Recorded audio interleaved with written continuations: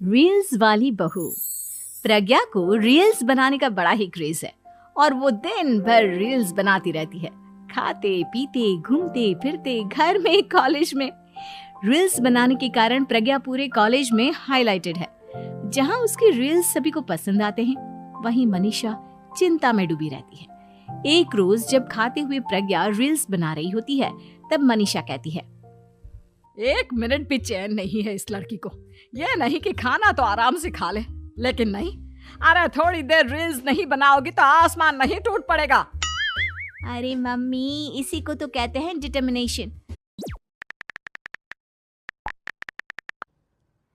उठ गए महाराज।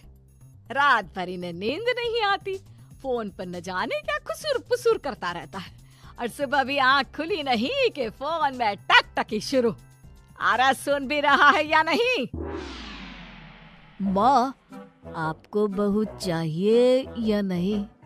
है?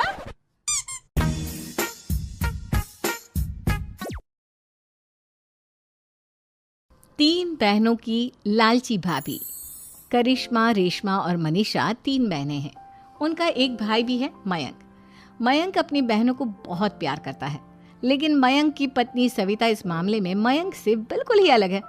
वो अपनी ननदों का जितना बुरा कर सकती है उतना बुरा करती ही रहती है और अपनी ननदों पर हुक्म भी चलाती है। करिश्मा, करिश्मा, तुमने अभी तक नाश्ता नहीं बनाया? तुम्हारे भैया को ऑफिस जाने में देर हो रही है। हाँ भाभी, बस अभी बनाती हूँ। करिश्मा, तुम ये ढीलापन छोड़ दो। कल को पराये घर जाना है, वहाँ अगर तुम इस तरह से काम करोगी।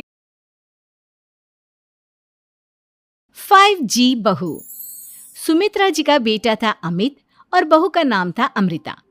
सुमित्रा जी की बहू की बातें सुनकर ऐसा लगता था कि जैसे वो बहुत इंटेलिजेंट है, क्योंकि उससे कभी भी कोई भी सवाल पूछो फट से जवाब दे देती थी। अरे भाई, उसके जवाब से तो गूगल भी पीछे रह जाता था।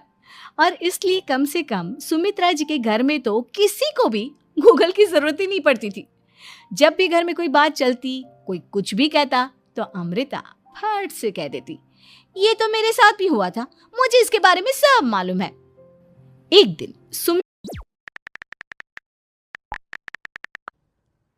उठ गए महाराज।